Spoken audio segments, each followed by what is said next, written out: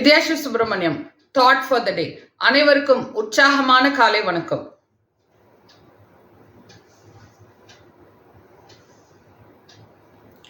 அறநெறி தலைப்பு சுயசரிதை. எல்லோராலும் சுயசரிதை எழுத முடியாது. சிலரால் மட்டுமே எழுதும்படி வாழ முடியும். இனிய வணக்கம். இது தினேஷ் லண்டன் அமிச்சாங்க. தேங்க்யூ தினேஷ்.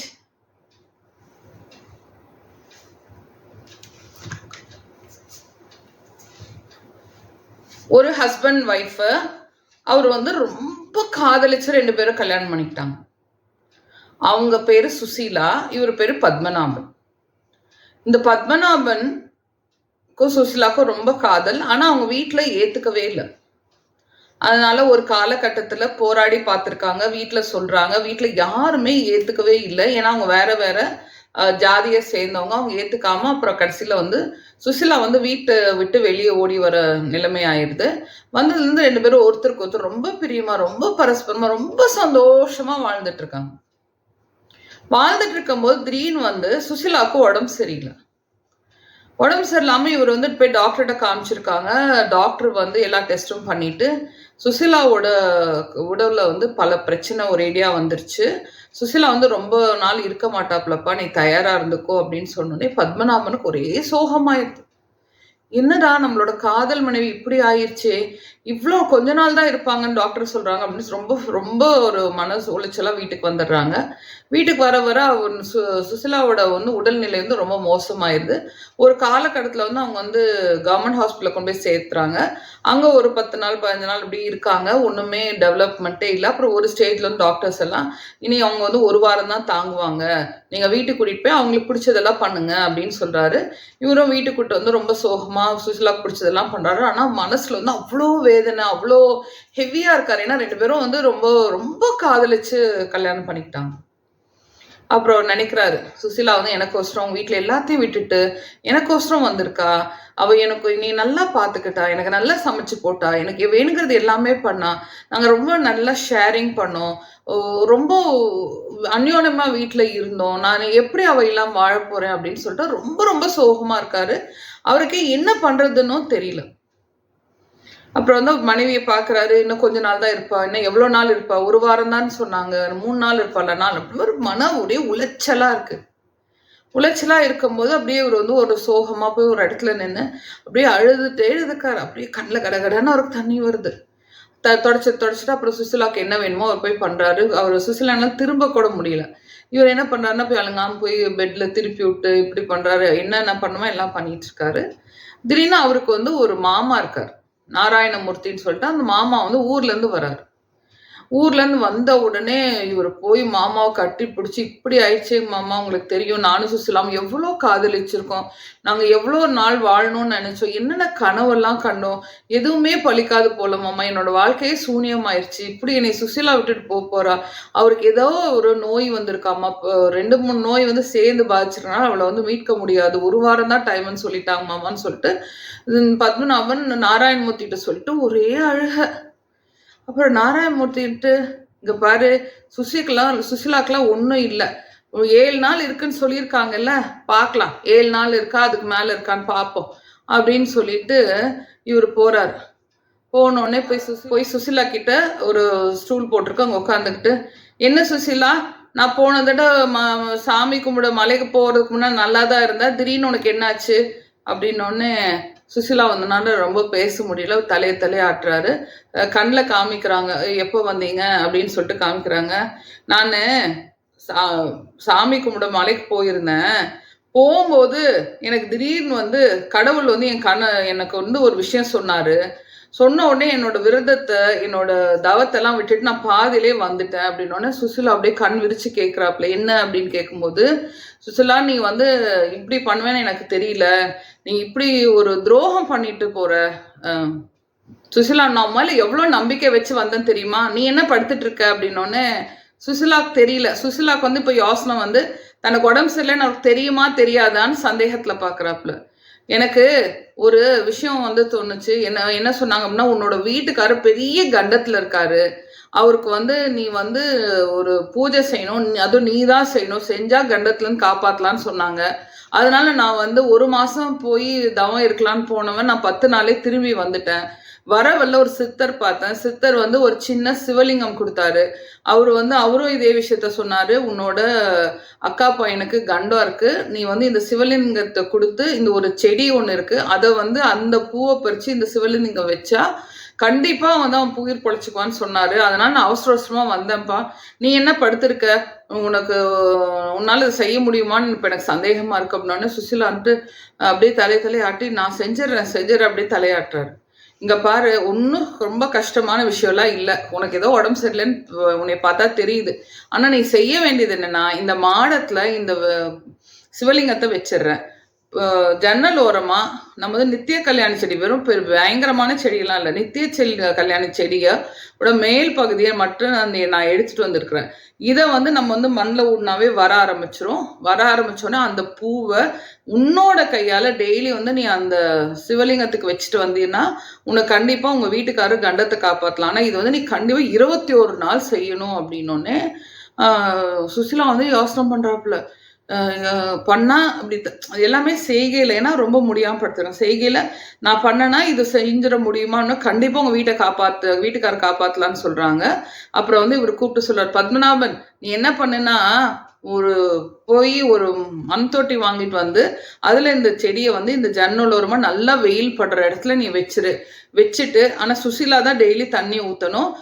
பூக்க ஆரம்பிச்சதுலேருந்து 21 நாள் கண்டினியூஸாக இந்த பூவை சுசிலா வைக்கணும். அதான் நான் வேலை கொடுத்துட்டு போறேன், நான் கிளம்புறேன் அப்படின்னு சொல்லிட்டு இவர் கிளம்பி போயிடுறாரு. கிளம்பி போனோடனே கொஞ்சம் வெளியே போனோடனே பத்மநாபன் ஓடி வர்றாரு. என்னங்க மாமா இப்படி சொல்லிட்டு போறீங்க? அவளே இன்னும் ஒரு 4 நாள்னு சொல்லியிருக்கிறாங்க, 1 வாரம்னு சொல்லியிருக்காங்க.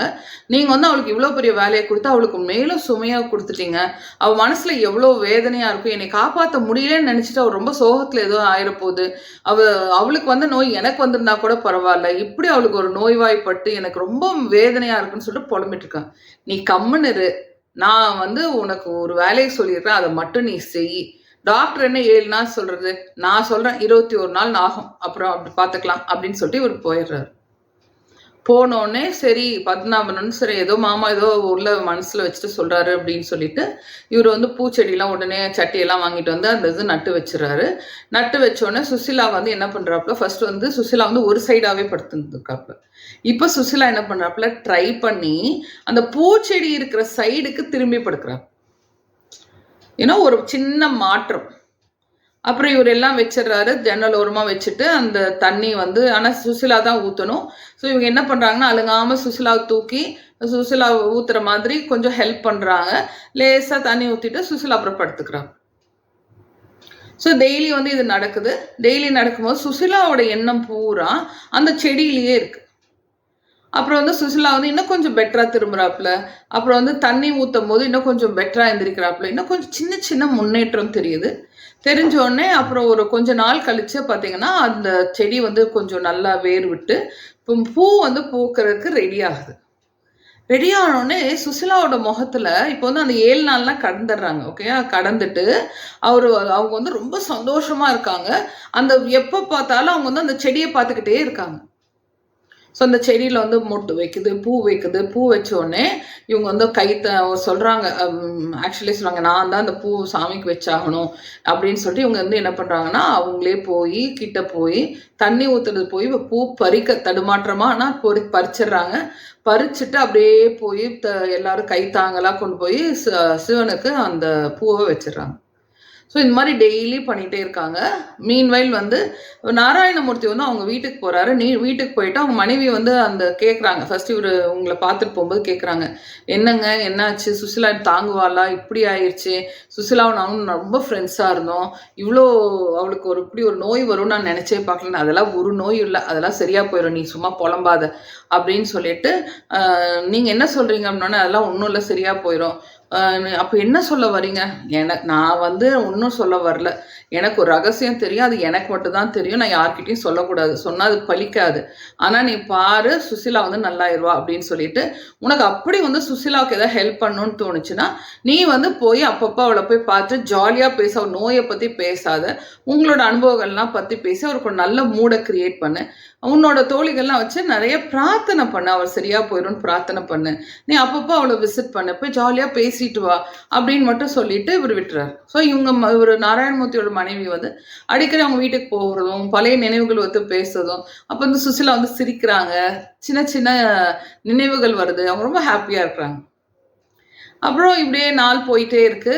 அப்புறம் வந்து நாராயணமூர்த்தி வந்து நடுவுல வந்து பார்த்திபன் பார்த்துட்டு கேட்குறாரு, மாமா வாங்க வீட்டுக்கு வாங்க அப்படின்னோடனே, இங்கே பாரு நான் வந்து 7 நாள்லாம் வரமாட்டேன்.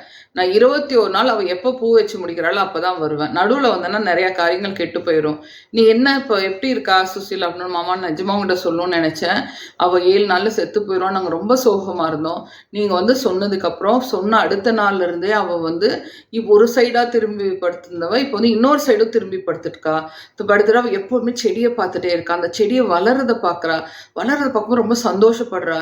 ஆனால் அவள் தான் தண்ணி ஊற்றணும்னு நீங்கள் சொன்னனால எப்படியாவது எங்களை வந்து ஒரு ஆக்ஷன் காட்டி எங்களை தூக்கி நாங்கள் கொண்டு போய் தண்ணி ஊற்றுறக்கு அவளுக்கு நாங்கள் அந்த இடத்துல கொண்டு போய் நிற்க வச்சா அவள் தான் ஊற்ற ட்ரை பண்ணுறா. அப்புறம் வந்து பூ பூத்ததுக்கப்புறம் இப்போ வந்து டெய்லி வந்து அவள் வந்து அந்த பூவை எப்படியாவது கஷ்டப்பட்டு பறித்து நாங்கள் வந்து போய் அந்த சிவனுக்கு அவள் வச்சிடறா. அவள் தான் பண்ணிட்டு இருக்காங்க மாமா.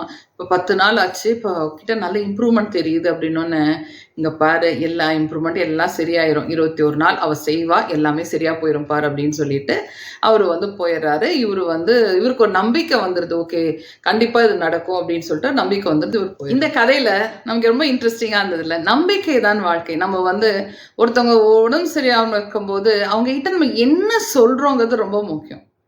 நான் வந்து ஒருத்தவங்க கிட்ட சொல்லிட்டு இருந்தேன், எங்கள் வீட்டுக்காருக்கு வந்து இந்த பார்த்தீனம் அலர்ஜி வருதுங்க. இந்த பார்த்தீனம் வந்தாவே அவருக்கு வந்து ஒரு மாதிரி ஷட் டவுன் ஆன மாதிரி இருக்கும். ஒரு மாதிரி ரொம்ப சிரமப்படுறாரு அப்படின்னு ஒருத்தவங்ககிட்ட சொல்லிட்டு இருந்தேன். அப்போ அந்த கேட்டவர் என்ன தெரியுமா என்கிட்ட சொல்றாரு, ஆமாங்க எனக்கு தெரிஞ்சு ஒருத்தர் கொடுங்க பயங்கரமான பார்த்தீவன் அலர்ஜிங்க. அவருக்கு தோல் புறா தடிச்சு நீரா வருங்க. அவரு கொஞ்ச நாள்ல செத்தே போயிட்டாருங்க அப்படின்னாரு. எனக்கு கடவுளே ஏன்தான் அவர்கிட்ட சொன்னோம் அப்படின்னாச்சு. நான் வந்து ஒரு அலர்ஜி இருக்கு, ஆனா அவ்வளோ சிவியரிட்டி இல்லை, மைல்டா இருக்கு. அவருக்கு வந்து எப்படின்னா வந்துச்சுன்னா சின்ன ப்ராப்ளம் வரும்.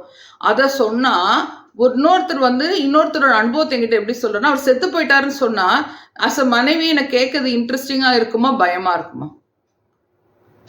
யார்கிட்ட எதை பேசணும், எந்த தீவிரத்துல பேசணும், எந்த ஆழ்ந்த ஒரு கருத்தை சொல்லணும்னு சொல்லிட்டு புரியாம ஏதாவது ஒன்று யாரோ ஒன்று வளர்றாங்க.